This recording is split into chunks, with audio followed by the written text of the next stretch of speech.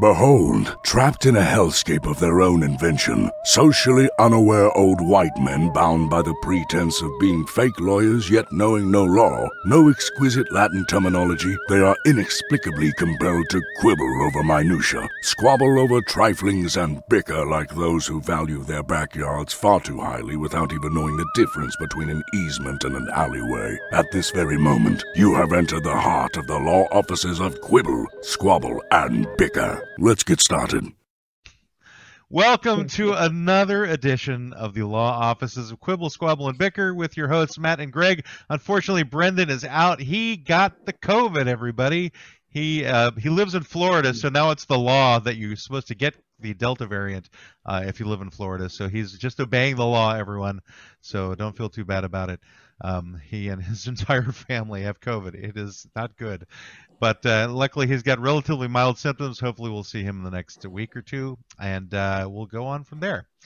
However, today we do have a very special guest who does not have COVID, as far as we know. His name is Mark Stancil, and he is the CEO and Editor-in-Chief of Terminus Media, which is a comic book graphic novel publication company that is based in Georgia. And he is going to be discussing a bit about what his company is doing and the comic books that they're putting out. And then perhaps, if he chooses, he will help us with our fake client later on, which is accepting you are part of the problem, not the solution. So, just getting general acceptance for that. But today, Greg has found us a fake sponsor to start the show. So who's sponsoring us today, Greg? Well, today we actually don't just have a sponsor. They actually sent me like a promo clip. Oh no! Yeah, a commercial. I have no idea what's and going on I have to here. set up my Super 8 projector right now, and let's see. It looks like a bowl to me. Is this the Super 8 projector? Is that a cheese grater? What are you? I think it looks like a garlic press to me. I don't know. You're making this entirely too complicated. All right. So I have to let me just hit the projector here. You should all know today is August 4th, everybody, since I didn't tell the date. Let me and while he's doing whatever he's doing, you can find us at www.qsblaw.org. We've never run a video on here before. So yeah, it doesn't look like we are right now either. On August 19th, acclaimed filmmaker Porfirio Renticar, director of Blood in the Risotto, Crime Brulee, and Who Do I Have to Kill to Get Some Extra Guava Sauce for My Lumpia, will usher you into a world of culinary terror. Random Bloodwood Pictures, in association with Chef Tell Productions, is proud to present There's an Eye in My Soup. See what the critics are saying is queasy to the stomach, and a bloody bouillabaisse of masterful suspense with a soupcon of horror. You will never look at a garlic press the same way again. This film is not Michelin Guide rated. That is very creative, Greg. Is that hot sauce you poured over your garlic press? How did you guess? I thought it was supposed to be blood. Why'd you ruin it? I'm sorry. I had to explain it to the people who don't watch the videos on YouTube. They listen to us on the basic podcast. Might be triggered by the sight of blood. So everyone go see that movie. It sounds really scary. What's the name of it again, Greg? There's an eye in my soup. In my soup. It was hard to hear you because of the music. Oh no. So I was straining. But it was very creative. I'll give you lots of credit. That was quite the production you put on for us today. Yeah. And it deserved a lot more accolades than I'm willing to give you. So, all right. Sorry for putting up with that, Mark. I appreciate What are you talking about? That was freaking brilliant. That was a work of art right there. Greg is our resident artist. So we'll give, he actually has had his own comic strip in an alternative weekly back in the 90s in Arizona. So he has some experience with the creation of something in that medium. Anyway. It was just a college newspaper. Well, it's still an alternative. Oh, that's cool. Yeah, I mean, I started reading comics in the funny papers back in the day. Sunday was like the greatest because, you know, you get the big, like 2 pages of bright, colorful comics that just come in with the rest of the newspaper. What were your Be favorites? young if you were only getting 2 kiddies in the pages. Oh, What were your favorite oh, yeah. strips? For the kiddies in the audience, a newspaper is this big paper thing that people used to get news on. Now they get all their news on the internet. So Right. If they can Little find PSA it, they can find the actual news as opposed to the right, if they can they find can get their the opinion news that pieces. that's They still right. have comic They can go strips, find though. the news that they can go find the news they already agree with and then go read lots of that. Yeah, Right. that's what You I get your want. own brand of news these days. You didn't used to be able to do that. So When You did know. you start Terminus Media and why? we started Terminus Media back in the early 2000s. And we started Terminus Media because we were a bunch of young writers and artists with no experience whatsoever. And we felt, and we had gotten a bunch of no's from people. Hey, Marvel, how about I work on your comic book? I work cheap. No, thanks. We got hundreds of other people here that have more experience than you, more knowledge than you, and they live in New York or Los Angeles or whatever town we happen to be in. So thanks, but no thanks, fellas. So we started Terminus Media because we got no's and we had no experience and we had no knowledge of what we needed to do to create and sell comics. So we just took the resources we had, meaning people and the money that we had in the room, and we just started with what we had, which was which also started with no, nothing, right? So we started creating our comic books. This is our first comic book that we created. We called it the Evolution series because we felt like we were starting from nothing and becoming something. Was that like Howard the Duck that was on the cover of that? I'm sorry, say again? It looked like it was like Howard the Duck on the cover. Yeah, the cover actually had nothing to do with the content on the inside, which we found out later is not a great idea. It had nothing to do with the content. I've seen some comic books do that, though, in the past. You open it up and you're like, where's the story that I bought? Right? Have you ever done that? Have you ever bought a comic book because it had great comic book art? And then you looked on the inside and it was all this black and white stuff. And that was my whole childhood. Yeah, it felt like false advertising when you buy a book with, a color comic, a color cover, and then you open it and it's like, why is everything in black and white? But, we didn't have money to print color comics. So we made this little book with, we made a little logo. And how much did that set you back about?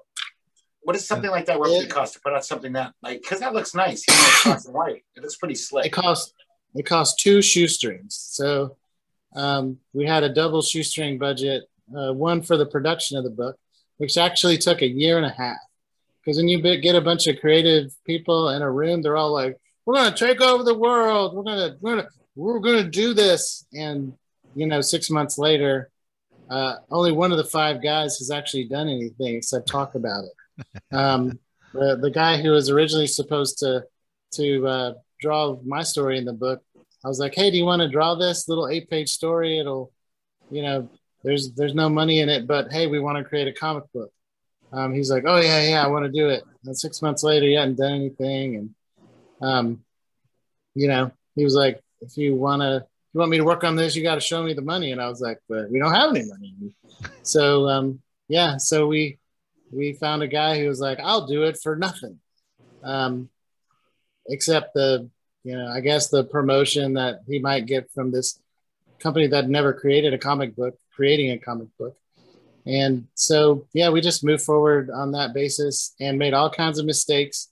One of those is asking people to work for free, right? We don't do that anymore. It's like one of our policies that we honor the people who work on our books by giving them certificates of appreciation with presidents' faces on them, right? That's a nice thing to do.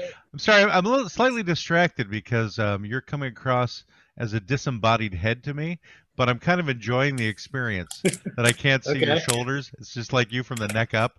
So, back up the camera a little bit. Is that better? No, I didn't mean to like make you do it. Yeah, I want you to get closer in, to where you just see like your nose, maybe. Oh, how's that? That's kind of like Greg work there. How's that? That's perfect. So what was your actual background then? Max Headroom thing. What were you personally doing before you decided to start the comic book company? I was doing data integration. I was a computer guy, programmer. Okay. MCSE network guy, and that kind of work is it's like doing algebra, right? There's only, I guess with technical stuff, there's a few ways you can do it. But, when you do it, especially I was doing data integration in the medical field, right? Sending data from this medical system to this medical system. There's really no room for error in that kind of work. So, things are very precise. They have to be a certain way. And I just needed a creative outlet. I was like, man, all this technical programming and testing and deployment and being on call, like a lot of technical guys are, it was just kind of like sucking the soul out of me. So I wanted to do something creative. I wanted to tell stories, and I love films, and we started out actually as a writers group that we called Write Club. It was when, Brad Pitt was fighting himself in the basement with the other guy in the movie. I forget his name. Fight Club? Yeah, Fight Club. Yeah. Okay. You're not supposed to talk about that, Mark. It's the first rule. Yeah. I'm sorry to talk about. I know the first rule is that you can't talk about Write Club, though. Yeah. But I am talking about Write Club, which so we started out as a writers group and critiquing, the films that we were seeing, and it's all derivative of other stuff, and why do we need 27 sequels to Fast and Furious? We were asking questions like that in the group, and we just started writing screenplays, and there's zero film business in Atlanta at the time. I know Atlanta's kind of a big deal in the film business today, with a lot of Marvel movies and other things, Stranger Things being filmed here. But there was no film business here at the time, and we didn't live in New York, Los Angeles. So we actually started, doing these comic books to be storyboards for the films we wanted to make. Oh, okay. And that's interesting. We figured that was a creative way to not just get eyes on our ideas, but also to create a product that we could sell. Because, if you monetize what you're doing, then you can keep doing it. And so that's what we did. And we took our little homemade setup to a nerd convention in Atlanta called Dragon Con, which is, I know I'm biased, but it's a great convention. And that's been around since I was a kid. I remember reading about. I've never got to go because it's too far, but that's been around since I was a little boy. I remember seeing ads. Wait, you called it a nerd convention as if you're above that. No, I say nerd in the best possible way. Yeah. Like, to me, a nerd is like a compliment. If you say, "Hey, nerd," I'm like, "That's me." Okay. But it's the N word, the other N word. it's to me, a nerd is a great term. So I just want to clarify for our nerd listeners. Yes. I'm a huge nerd, and I'm proud of that. But we took our little comic book to Dragon Con, and we sold a couple hundred copies, and we were like, holy smokes, like people actually bought our little book that we produced. We printed it in China for about $1,000. So you brought COVID over. Now we understand. No, this was back in the early 20s. Oh, right. I'm sorry. So, you brought Ebola over. Yeah, I only heard of SARS-1 or something. Exactly. SARS 3.5, I think it was. But we were surprised, and we were pleasantly surprised that we sold that many comic books. And so we kept going, and we made 3 books in that Evolution series. And then we started making standalone comics, and then we started making graphic novels, taking, 2 or 3 issues of a comic book series and putting them into a nice, thick, perfect bound book. So are you guys going to be making films, or have you already made films, or you're pretty much happy just making comics? You know, we've always wanted to make films, and so you know, that's something that we're still working on, that we'd like to do. And it's funny, one of the filmmakers we're working with right now is actually in Canada. So it's like now that the film business is big in Atlanta, largely due to the tax breaks filmmakers can get here, we end up working with filmmakers in Canada. So it's kind of odd. But, you know, they filmed my favorite movie, The Matrix, in Canada. So they have some great filmmakers up north. So you have on your web. Oh, go ahead, Greg. Continue. No, go. It's all good, Greg. So I noticed on your website that a lot of your comics, it seemed like most of them are Christian based. Would you publish a secular comic, or that's the thing? You're like, we just want to do, you know, like Christian themes, or will you do a comic just? I don't know. They're necessarily Christian based, because Samson and the story of King Saul are Old Testament, so that's more kind of. Well, let's say Jehovah. Whoever believes in Jehovah. Yeah, I think, you know, about a year ago we talked about what do we want to do going forward, and I would say that the comic books that we're working on right now are faith and family friendly, right? There's a lot of faith meaning obviously Buddhism. Yeah, faith. You know, faith. Period. Yeah. If you, yeah, and like you said, Samson and Dominion follow the House of Saul, the two, you know, titles that we're promoting at the moment. And we produce lots of other stuff that's secular that we're not really promoting at this time because we wanted to put our company's focus on these things. So you're creating a niche for yourself, basically. Yeah, absolutely. Yeah. And there's definitely an audience for this. And the two stories we have right now, they got to be better than those little booklets that used to be set out all over the place. It scared the crap out of everybody. Jack T. Chick comics, they're called. Oh, the Turn or Burn. Jack T. Chick was the name of the company. Jack T. Chick, and he had all those little pamphlets that you find in phone booths, and those things were like really gnarly. I mean, they were. Yeah, I remember reading those things myself and being like, "Whoa, man!" You know, the whole Turn or Burn category of Bible tracts. I didn't realize that there was a term for that. That's turn or burn. That's all about you, Greg. You will burn. You're burning, Greg. That's what I called them.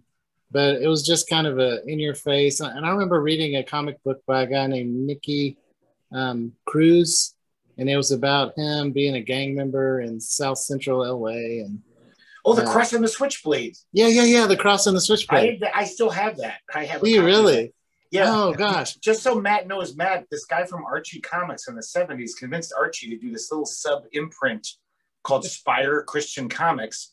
And sometimes they would have the Archie characters kind of giving like a mild messages of faith, but then they had like all these weird other comics about like, you know, like faith, tales of faith, basically, like real stories of a nun who got Jews out of the concentration camps. And yeah, I have a few of those. They're pretty fun, those comics. Yeah, I remember, you know, reading the Turn or Burn tracks, and I was like, oh, that's kind of like, that's kind of okay. But I read the other comics, by Nicky Cruz, and I kind of want Turn or Burn as a sponsor of the show. that would be a good next week. Turn or burn. That's the idea. You will believe, or you will die. You will die. It's like in the original Poltergeist movie, you know, where the skeletal, you know, traveling pastor is like, "You will die." Scary. I just remember this house is clean. Yeah, the tiny little exorcist lady. But in that comic book by the sword and what is it? The cross and the cross switchblade. And the switchblade. Yeah. The thing I remember about that as a kid is he talked about he ripped an antenna off of a car to use as an improvised weapon when he's in like a fight with a guy who has a knife, right? And as a kid, I was like, ooh. Wow, you know, now I'm prepared. If I ever get in a fight in a parking lot, I'll just rip an antenna off a car and I'll slash the guy with it. And now cars don't have those antennas anymore. I know. Now they all retract, or they just don't have them at all. There's little stubby things. You can poke them in the eye with it. You could poke them in the eye for sure. But I once had a broken car antenna go right through my hand.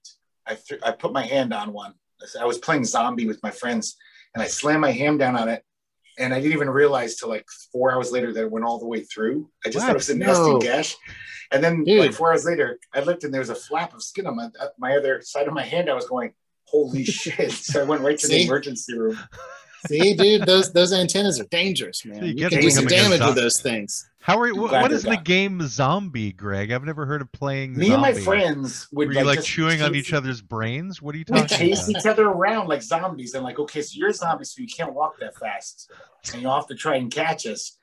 And my friend was pulling away in his car, and he had a broken car antenna, so it was jagged half antenna, and I just kind of went, "Argh!" I don't care about that. I care about the game Zombie. That's not what I. It didn't have a set rules. It wasn't like a what do you do? Westminster. I mean, there was no Westminster. The Westminster Zombie Show. Like, was it like tag? You're well-trained zombies to make sure that their testicles are hanging properly. There weren't judges there saying, "You walk too fast as a zombie. You're out. Get out." That's a show I'd watch. The Westminster Zombie Competition. We were all straight edge kids. We were all straight edge kids who weren't drinking like all our other friends. So we had to have our own fun. We had to get silly in other ways. But what about? I mean, because of the current zombies now, where they can run after you like fast. This was before that. Yeah. Okay. So. No, except for Return of the Living Dead had come out at that point. So, but we weren't. We were thinking about classic Romero zombies. Got it. So 28 Days Later wasn't there. Yeah. Okay. Wasn't there yet. Fair this enough. is the mid-'80s. Got it. All right. Sorry for the digression. That kind of happens. That was great. So, yeah, I'm assuming at some point you'll be having your faith-based zombie comic books showing up at some point. Of course. That's made for it. I mean, there are stories. Tell you how to poke your hand with an antenna at that point. I think. So that was the story. The story was he could get an antenna that he could defend himself. That's where we went off on a tangent. So go start back there, Mark. Yeah, Nicky Cruz. But there's a lot of stories in the Bible of people coming back to life from the dead. So Jesus.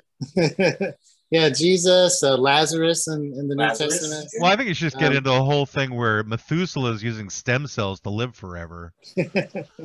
Yeah, see, it's like, how do you get to 500 years old back then? I don't know. I think he was like 900 years old. Methuselah. Was he 900? I thought he was. I think it was 900. Yeah, something like that. Which, I mean, we're like, okay, how does that work? I don't know. It's like very short months. Very short months. That'll do. Like a different calendar, very short months. That's the only thing I can think of. It just depends on the translation, because you never know which translation is giving you what. Yeah, and one.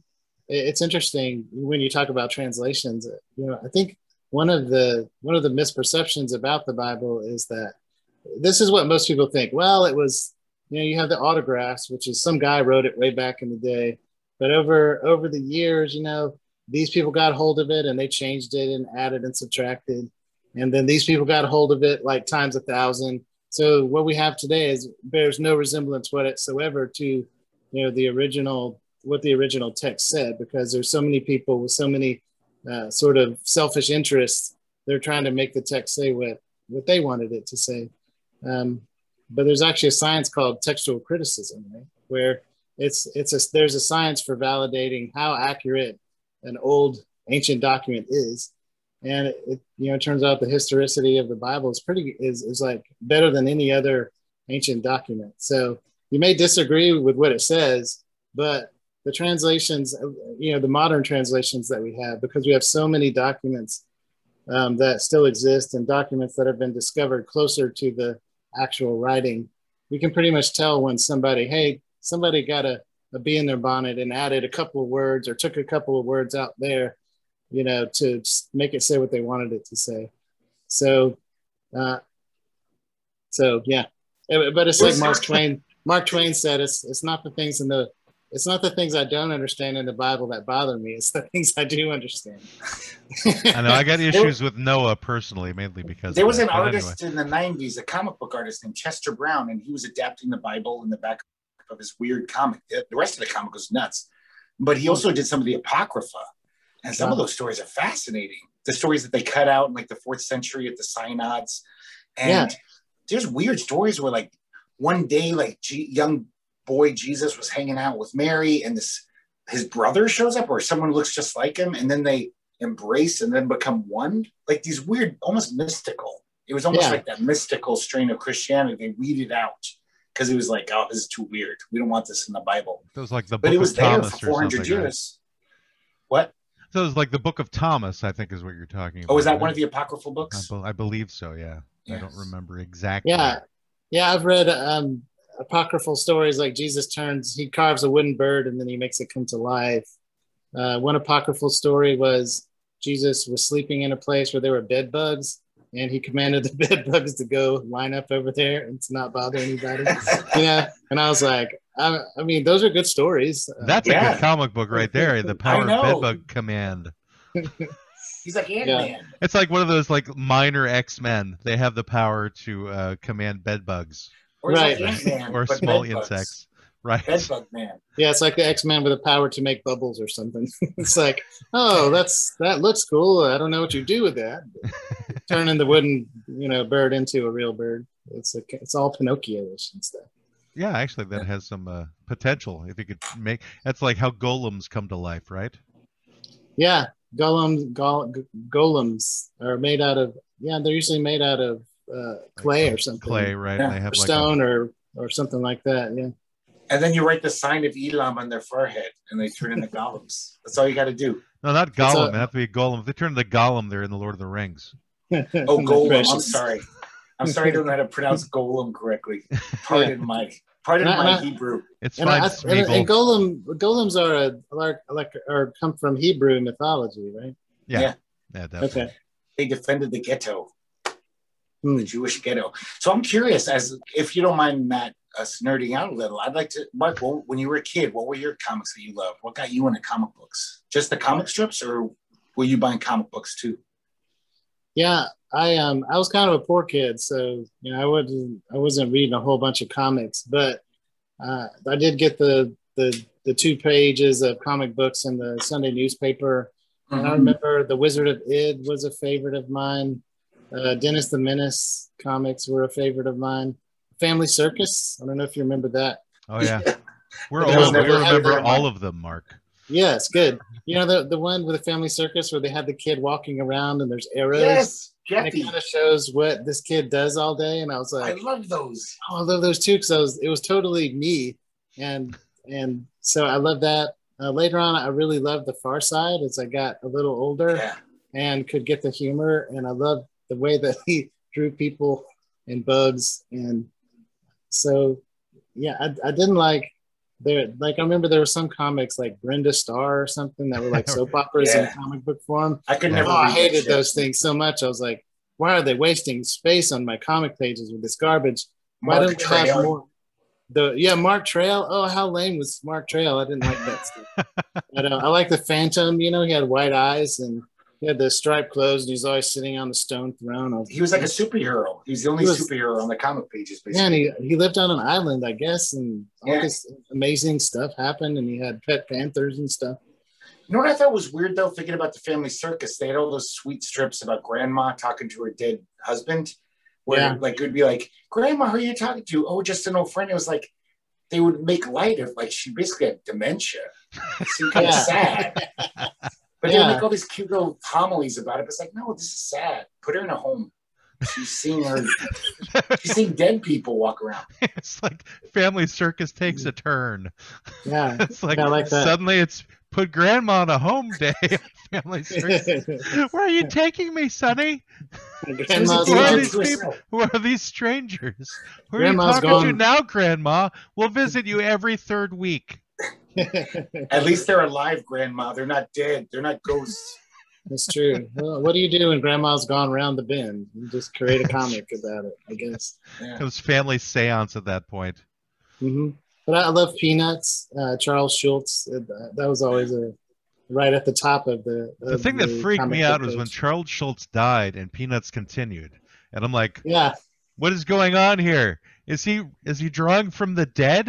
I'm like, how can this be? Because they kept putting his name on it too. Mm-hmm. There was not some other artist. I'm like, did he have years worth of Peanuts that never got put out again? It makes sense. But I used to read everything in the comic strips.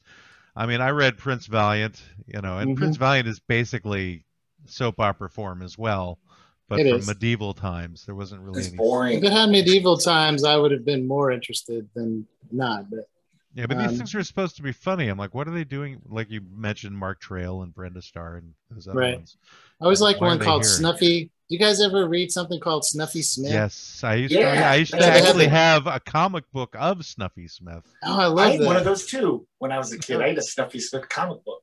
You know, and Maul would go to the gossiping fence and, you know, sit there and gossip Gossiping about Fence. stuff with the next door neighbors. And Snuffy Smith was always drinking moonshine. Kind of and came getting out crazy. of. Wasn't that like a spin-off from Little Abner or something? No, it was a Probably. spinoff of I think this old time comic like Moon Mullins or something. It was some other Oh, old timey okay. comic. But he took over the strip because people like this hillbilly goofball more than the original guy. Isn't that I your was- nickname, Greg? Hillbilly goofball? Yes. That's my job description. Wow, that's a cool job. I get paid. Yeah, I Hey, remember but we're there's a kind of. comic- What's that? Go ahead, Mark. there's an animation that's produced by here locally called Squidbillies. I don't know if they're still doing it, but it was on Cartoon Network, and I love that too, just because I'm from the South, and there's a special brand of crazy in the South. Yeah, that's a weird one. That was a weird cartoon. That It particular. was really weird. It's like octopus in like anthropomorphized with southern accents. It was, land squids land with squids. shotguns and a trucker hat. Yeah, it was pretty odd. I want to see this now. I've It's never heard definitely of an it. acquired taste. Yeah, there's a lot of interesting things on Cartoon Network, Greg. You'd probably get into. Yeah. I think it's available for streaming now these days. Okay, Definitely. They have their own. I'll do channel. that. So how many titles does Terminus have right now? Are you growing? Are you growing? Are you turning into a big publishing firm? Yeah, we currently have 2 titles that we're actively promoting. The first one is Dominion, Fall of the House of Saul, and it's based on the first king of Israel, King Saul. It's inspired by the story there in 1 Samuel, but sort of our take on it is King Saul is a lion, like an anthropomorphic lion, and the world of Dominion is set in this intergalactic world of planets. And the bad guys, the Philistines, are the good guys. We'll start with that. The good guys are warm-blooded animals like lions and rhinos and gorillas and raccoons, stuff like that. The bad guys, the Philistines, are reptiles, Of course, they are. crocodiles, snapping turtles, stuff like that, snakes. Geckos. So we just tell the story of what happens there in 1 Samuel through these anthropomorphic characters that are set in an intergalactic world. They have spaceships and they shoot lasers and they have big battle mechs that they fight one another. Big battle. What did you say? What was the They word? have after battle mechs, like big Mechs. mechanized, Oh, got it. Okay. like Godzilla-sized mechs that they fight with. And I mean, like when- Transformers or Voltron type things. They like get into those things and battle with them. Yeah. But there's Yeah, lions exactly. in there. Voltron, Got form it. blazing sword and Okay. sort of thing. And when Baron Bell, the creator, Dr. Baron Bell, the creator, pitched it to me, he's like talking about lions in space, and I was like, I'll just stop you right there. We're It's like totally straight out of the gonna Muppet Show. Lions in space. We should do puppets for Dominion. That would be awesome. always loved the Muppet Show. I don't know about you guys, but Oh, me too. Well, you can see like I think every Oh. season now on the Disney Channel. I think it's now Do they? available. Oh, Yeah. I gotta go check it out. Disney Plus, I mean. I think I me really- and Matt would be perfect if they ever did a reboot. We could be those 2 old men in the balcony. Were they Waldorf and Astoria? Whatever Yeah, their name was. Waldorf. Waldorf Astoria. Statler and Hilton. Waldorf be Astoria is a hotel in New York, Greg. You should know Yeah, that. that's what they were named after. Or they were Statler and Hilton. It's I Stat- remember. Yeah, something like that. Yeah, Yeah, I was that's like, right. Statler and Waldorf, Greg. Statler They had and 2 Waldorf. hotels. I knew I was close. I knew it was hotels they were named after. Yeah, I always loved the Muppet Show. So it was a Lions in Space thing, and Is that the thing that's selling really well with Terminus Media right now? Is Dominion? oh man, Dominion did if you say to me, and it's funny, I read something from Cartoon Network one time. They're saying if you're going to pitch us something, don't pitch us anything with monkeys in it. And I always thought about that, like that is so specific, like saying don't pitch us something with monkeys in it. So if you're pitching something to Terminus, if it's lines in space, I'm pretty much going to say yes. I grew up watching Thundercats. That beginning sequence of Thundercats is still one of my favorite action animation scenes of all time. Oh, that was great. The whole Thundercats are on the loose, and the music and the kinetic. You talked before about like when you turn 8 years old, you stop reading comic books. Thundercats is when I stopped watching cartoons. Oh, really? Yes. Were you like, this is too much? That was my turning point. That was like, done. I'm no more. I'm not watching cartoons The animation's anymore. Too good for me. I don't know that it was that so much as like I had reached some level in my genetic engineering, which made me go, I'm now no longer watching cartoons at this stage of my life. You were too cool for school. I just remember the Thundercats had come out, and I had like absolutely no interest in watching it. So I'm like, okay, I guess I'm done with this genre. So the big I didn't like it either, but I recognize that the animation was a total step up. Like, I know what you're talking about because I was a kid when that came out. I don't know how old you were, but that opening sequence with that amazing animation compared to all the shit that I grew up watching on TV animation, it was like, whoa. Yeah, we grew up watching like Hanna-Barbera, and it's the grape ape is talking to Huckleberry Hound, and it's the Laugh Olympics or something. That's when I stopped watching animation because I was like, this is stupid. I'm not watching this crap. But when I was a kid, there was things like, I think it started with He-Man, and I thought Tila was pretty good looking on He-Man cartoons. Yeah, a little crush. Had a little crush on Tila, and then they came out. And then you had the crush on the giant tiger. The giant tiger. And then now you have Lions in Space. It all makes sense now. Right, it all makes sense. Lions in Space. But he pitched it to me, and we'd done a series with Dr. Bell before called Radio Free America. And Radio Free America is one of the titles that's on our page that is not overtly faith-based or Bible-based or anything like that. It's just a great story that has a positive core to it. Basically, the United States gets nuked by external powers, EMP pulse. There's no more computers. There's the food chain is gone. Everything's gone, and one of the foreign powers is coming from this direction. The other's coming from this direction. So all the people in the middle are escaping to Canada. And I think the key thing with it, though, is that the main protagonist, Mose B, is sending out encoded messages to the resistance through the beats and scratches of hip hop music on this pirate radio called Radio Free America. So it's almost like hip hop culture becomes what saves America. And there's scenes in Radio Free America where gangbangers and cops are fighting against the invading powers together. It's kind of like the old Benjamin Franklin quote, upon signing the Declaration of Independence, he said, "Gentlemen, if we will either all hang together or we will all hang separately." And so we produced that book about 10 years ago. We wanted to get the message out that, hey, we're all Americans, and we need to care about one another, and we need to look out for one another. And that's a perfect segue into our client for today.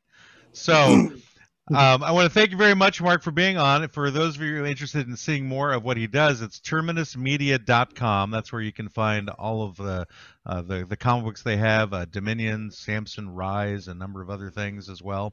And right now, if you want, Mark, we totally will welcome you if you want to join in as we discuss and we try to help our client for today, which is accepting you're part of the problem, not the solution. So I'm giving you a choice right now if you'd like to continue on. We still have about 18 minutes left of the show, or if you can make one final plug right now on your business. It's entirely up to you what you would like to like to do.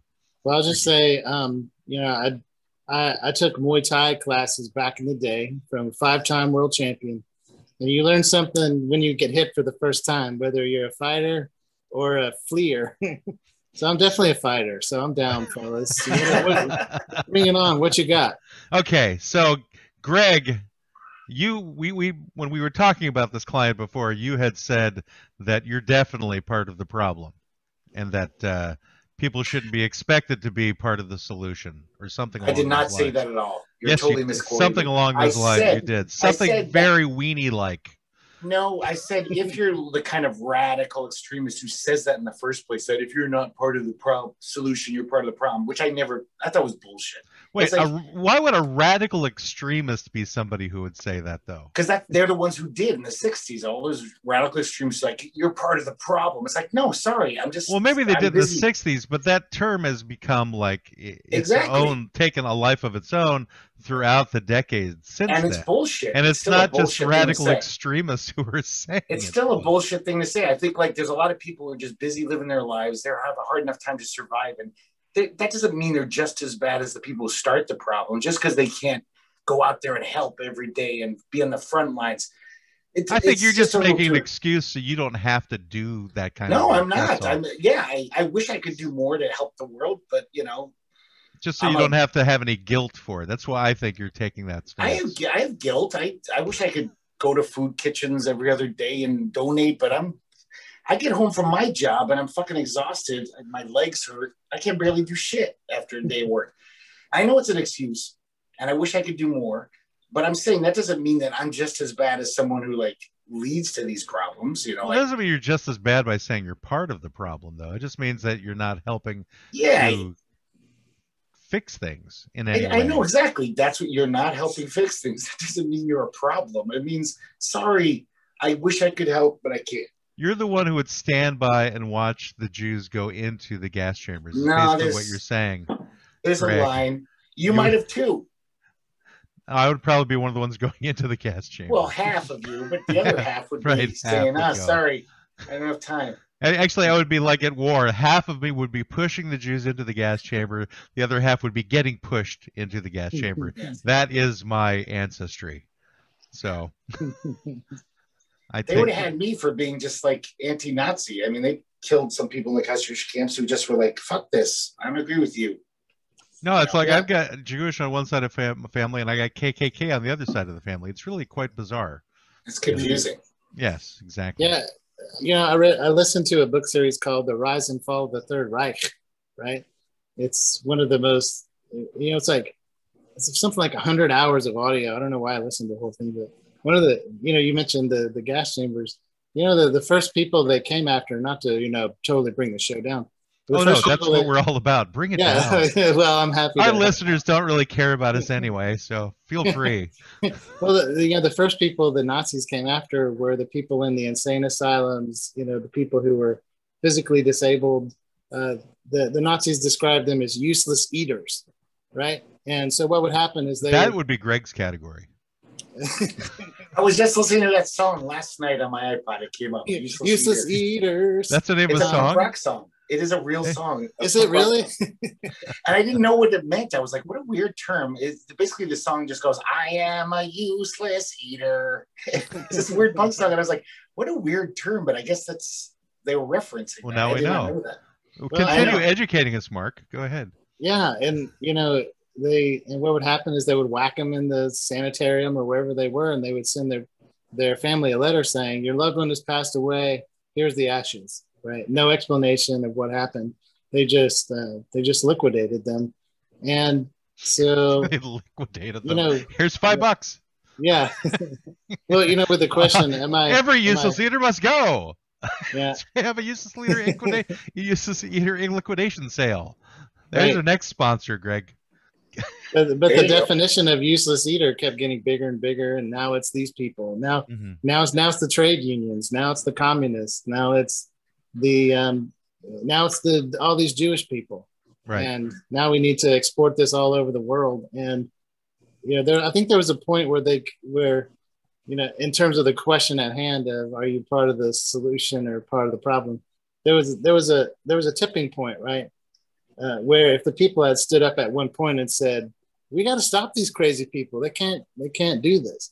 But there was a tipping point where everybody was playing it safe. And, you know, I don't want to stick my head up because then, you know, I'll get my head whacked. There was a point where it was too late.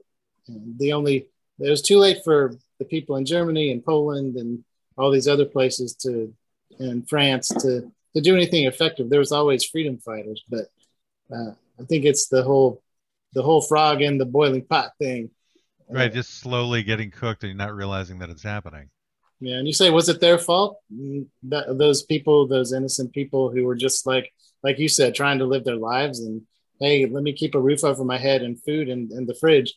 But yeah, it's one of those things where at some point you have the choice to act, and then at some point you don't anymore.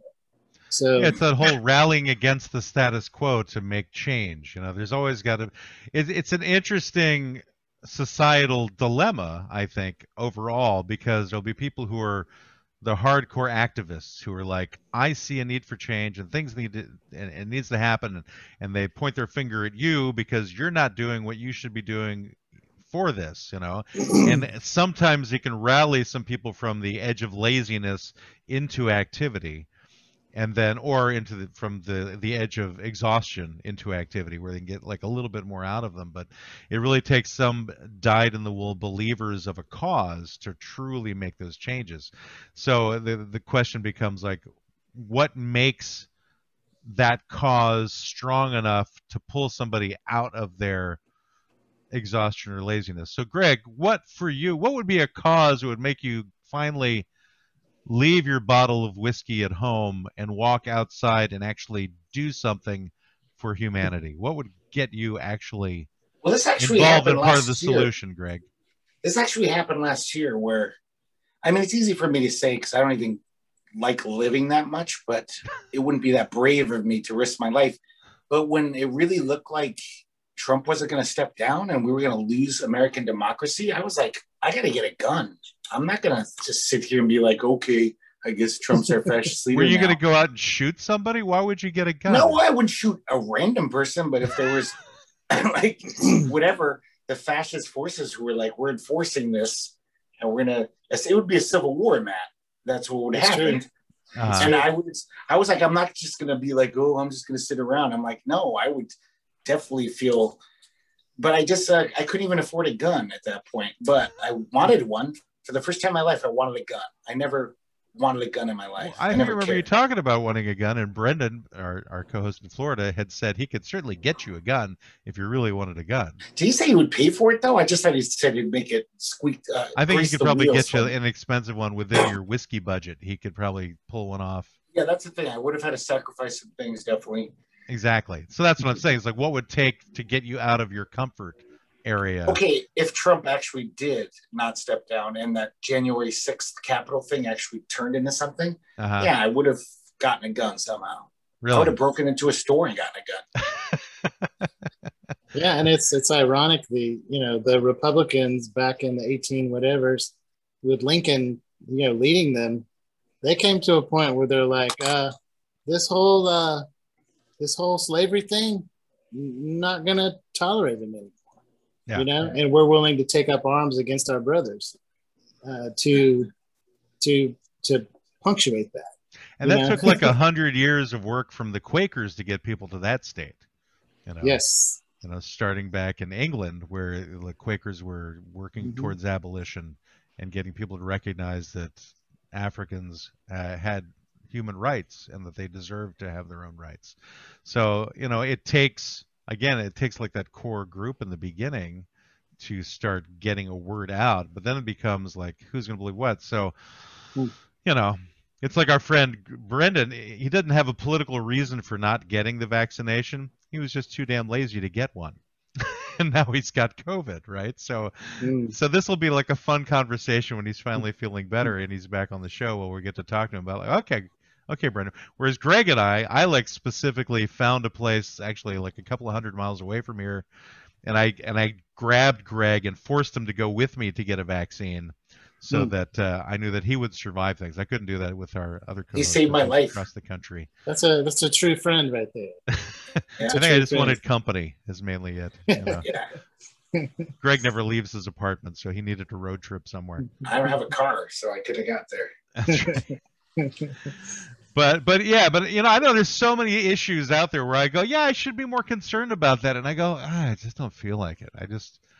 And I go, should I have guilt? I'm like, I could have guilt. I could have guilt about those things. Like you hear about like recently I was just watching some videos about people talking about the pipelines issues in Minnesota, and there's this Canadian company that's actually paying American law enforcement to take out water protectors who are trying to prevent the pipelines from being built, and like Wow.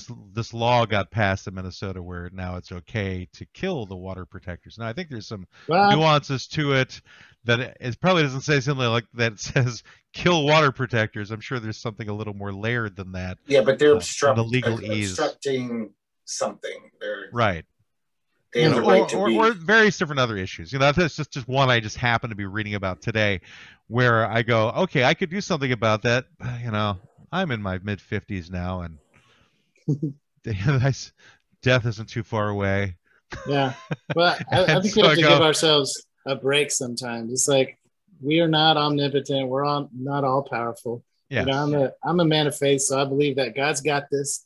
If the evil Trump tries to overtake the Capitol and take over, God's got this, and if he needs my help, he'll let me know.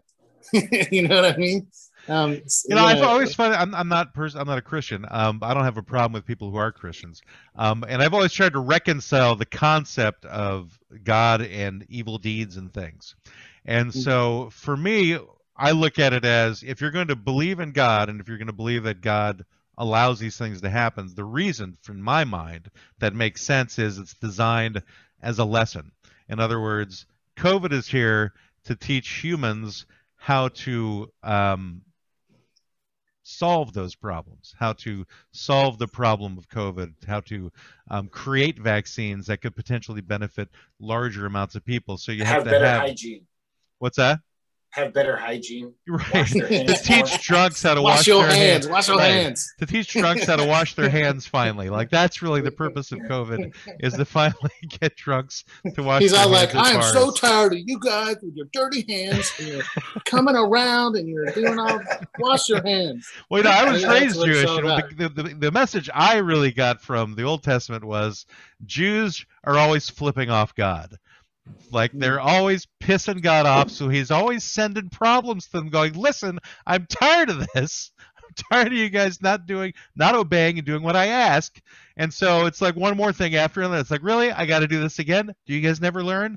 It's like, I always imagine God is kind of like a Jewish mother to an extent. It's like, come on, guys. I've given you one more chance. Now I've got to send younger brother around to teach you another lesson. There's the New Testament coming in. Like, okay, we're going to try some other thing. Will this get the Jews in line? Well, probably not. But what about the story of Job, though? The story of Job, it always struck me as weird when I was 6. I was like, what the hell is God doing to this poor guy? He didn't do shit. Job's just hanging out and well, he got to learn about the insides of a Leviathan. Yeah, I think it was like an anatomy lesson. Well, that was Jonah, right? But sorry, Jonah. Sorry, Job is the guy he's just hanging out, and the devil comes in, is talking to God apparently, which kind of blew my mind as a kid. He's like, I thought God and the devil they didn't like one another anymore, and they weren't on speaking terms, but apparently they were, because the devil's like, God says to the devil, have you considered my servant Job? And the devil's like, oh man, he's all blessed and stuff because he just kisses your butt all the time, God. But if you do anything bad to him, he'll curse you to your face. It does make you kind of wonder, like, what God's butt looks like when he's saying, anyway. But anyway, go ahead. God's like, oh well, you can do anything to him, just don't kill him. And so the devil, proceeds to do everything to him. He gives him boils. He kills his children. He takes and God lets him. God allows the devil to put the smackdown on him. And I guess the whole point of that story is Job never curses God in his face. And he tells his wife, hey, should we accept good from God and not evil? Why don't you shut your mouth, to his wife, who's, I guess he didn't lose her in the process. But the story ends with, and God gave Job all of his stuff back and gave him new children. And I'm sitting there going, what about the old children who got squashed? And he suffered for years. They're like Legos. You just get replacement children. Here you go. Stick them right here in your little Lego car. Move along. Well, it's that whole God's ways are not our ways. And I'm like, you got that right. Because I would never do that to somebody, especially somebody that, was thumbs up and says that I was great. Yeah, That's right. I You don't keep get following me, I'll destroy your life. You'll be okay with that, right? Yeah, I thought so. Right, right. So is that next in the works of a comic book for you guys doing the story of Job? oh, that would be. I think That'd that be would a make dark a one. doozy of a. I think it'd make a doozy of a comic, but man, it's it kind of has that whole U-shaped plot where it's like, oh, he's down in the depths, and his friends are actually coming around and saying, dude, what did you do? Why is God so mad at you? And he's like, I didn't do anything. And they're like, Well, maybe you just right. like, I mean, maybe who's well, just but ugly. like when something goes bad in your life, people are like, oh, his wife left him. Oh, he must have done something. He must not be a very good husband. So, Greg, were you pointing out that Job was part of the solution or part of the problem? He was neither. He was just a poor victim of God and the devil playing a little get bet because they were bored one day. Was it for like $1? Was it $1 bet? I bet you I can turn Job. Here's $1. Yeah, I didn't know what they were happen. betting for. I think it was just to prove who's right. Their egos. Yeah, in our second comic book in the Evolution series we were talking about earlier, there's one story where Gabriel and the devil come into an old Western town, and they play cards for the town, right? And whoever wins can have the town. So yeah, we've kind of explored this this sort of thing in some of our other comic books. Although I never quite understood how you could put the devil on the same playing field as God, really. Because that kind of like diminishes the omniscience and omnipotence that God is if you categorize God in that. I think it all depends upon like what your own personal version of God happens to be like. What's the power level? Is the devil really just the multiple personality aspect of God or something? Is it just like, or do all roads really lead to Brahma in the Hindu religion, as they say, which is probably the case. So you want like a Marvel Universe handbook of like how much can a God bench press and how much can the devil bench press and how tall they are, who could win in a fight? I don't think it's so much that as, if it's omnipotence that one has and the other one does not have it, that in and of itself explains it all. Right? Yeah, and if you're talking about the biblical version of God, God is all powerful, and all knowing. The devil is a created being who has to obey, basically. Right. And so does that mean that the devil has no free will? Because it wasn't only humans that had free will. He has to have free will because he was in heaven. Yeah. Like according to the Bible, he's in heaven, hanging out with God. He's in charge of the music. Yeah. He's a rock star in heaven, basically. Yeah. He's in then charge he says, of the liars. I will be like, all the liars he was playing. L-Y-R-E. Right. Yeah. All the liars. But then he says, I will be like the Most High God. That was his crime, right? I will put myself on the same level of God. And was it a crime or was it a plan? I think there was war in heaven. He tried to take over me. He got the but he couldn't smackdown. Because if God was all-knowing, this is the key term, all-knowing, like future and past. God knew this was going to be happening. It was designed, or not designed, but at least known about that it was going to occur. Yeah, it's an interesting question. In Star Trek, they talk about the time-space continuum. Yeah. And there's like time isn't something that is here only. It's like a continuum. And like if you think about God in terms of time, God can be here or here or here on the time-space continuum at any given time. Yeah. So did he know that would happen? Yeah. Did he allow it to happen anyway? Yeah. Why? Yeah, is the answer to that. Yeah. So it almost kind of makes you think that, is that really omnipotence if you can't even change fate or destiny? Well, it's not necessarily not being able to, it's whether you choose to. Right. True, but I mean, he's stuck in that same time-space continuum where everything has always happened and everything that will happen has happened. Not necessarily. He could be outside of that time-space continuum, looking in. Yeah. But doesn't it imply if you're omnipotent, you could jump out of it and be like, no, I'm changing this. I don't like this whole path. He's outside of that time-space continuum. Well, it talks about there will be a time when time will end, but it's do we have free will, or are we predestined to be whatever, God has decided? we predestined or do we have free will? Answer, yeah. That shit always gives me a headache. I believe in free will because look at Greg's hair. Your hair is pretty spectacular. No God would create that particular. God told me to get this haircut. God came to me in a dream. It's awesome. I gotta say. Thank you. Yes. I want to look like a pineapple. Little tuft right on the side. You do look like a pineapple. who lives in a pineapple in his apartment in Portland, Oregon. All right. Well, we've come to. Did we come to a resolution here, Greg, about accepting that you're part of the problem and not part of the solution? Is there climate helped at all today? It's one of those just cliches that people say too much, and it's not really true. But whatever, I get it. I could be helping more. Yeah, we can always be helping. We can always take time from whatever we're doing to do something. But we're not all superheroes. We're fucking human beings. We're not superheroes. We're not all Mother Teresa. And we shouldn't feel terrible about not being Mother Teresa, sacrificing. No, I think you should feel terrible, Greg. Specifically you. Okay. Yes. Nobody else, just you should feel terrible about it. Okay, I feel terrible about many other things. So thanks. Give me another reason to not like myself. You're just not good enough, Greg. I've never been, and now I'm even worse apparently because I'm not feeding starving children. Well, at the very least, you've given plasma for the Red Cross or something, right? You've given. I got money for it. It wasn't charity. Yeah, but you still did it. I've never done it. So. I needed money. You didn't need money that desperately. You weren't as poor as me. Well, that could be part of it. I don't know. That was definitely. As we've talked before, Mark, you're probably a much better person than either of us. But Greg and I have this ongoing repartee about how we have tiny little cold hearts. Oh no, we've caused Mark to go to sleep and disappear. Wait, he's back. And I'm back. Back and unmuted. So I was saying that we have this thing that goes back and forth that we have these tiny little cold hearts. And so I think Greg is good because he can at least have guilt about these things that he's not doing, whereas I will look at them and go, Yeah, I should do something about it.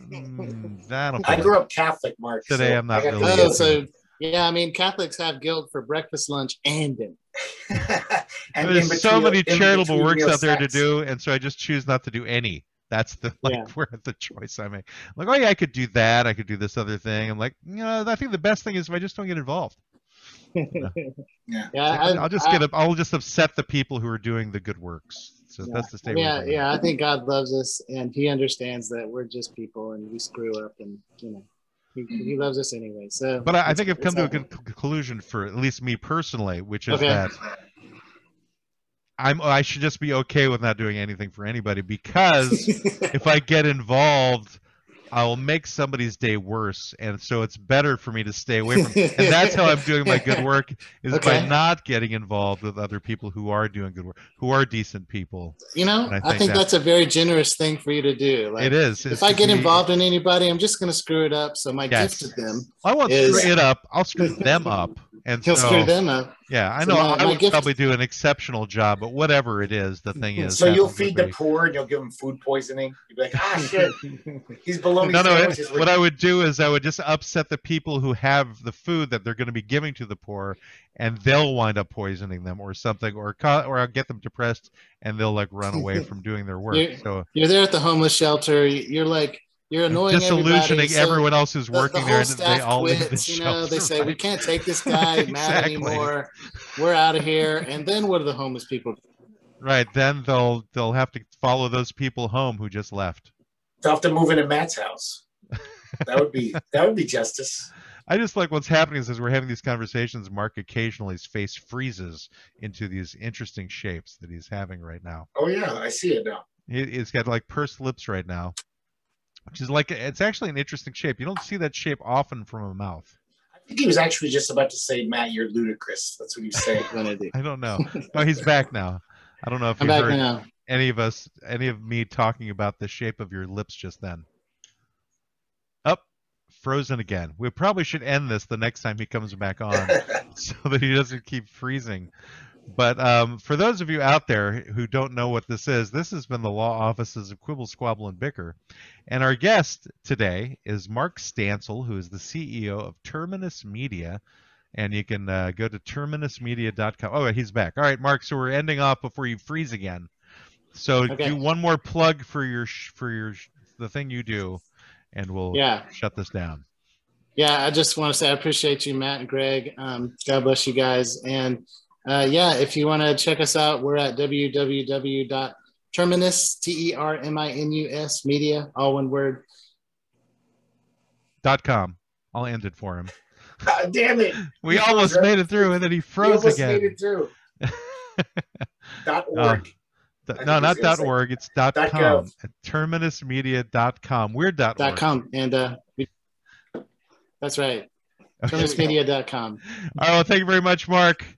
Thanks, guys. Appreciate it. It's great having you. Your consultation with the law offices of Quibble, Squabble, and Bicker has ended. You may pay your retainer at www.qsblaw.org. Please exit to the right of the water cooler and grab a candy from the front desk. We hope to see you again soon, but you need to leave now. I said leave. Why don't they ever listen? Get out! Get out!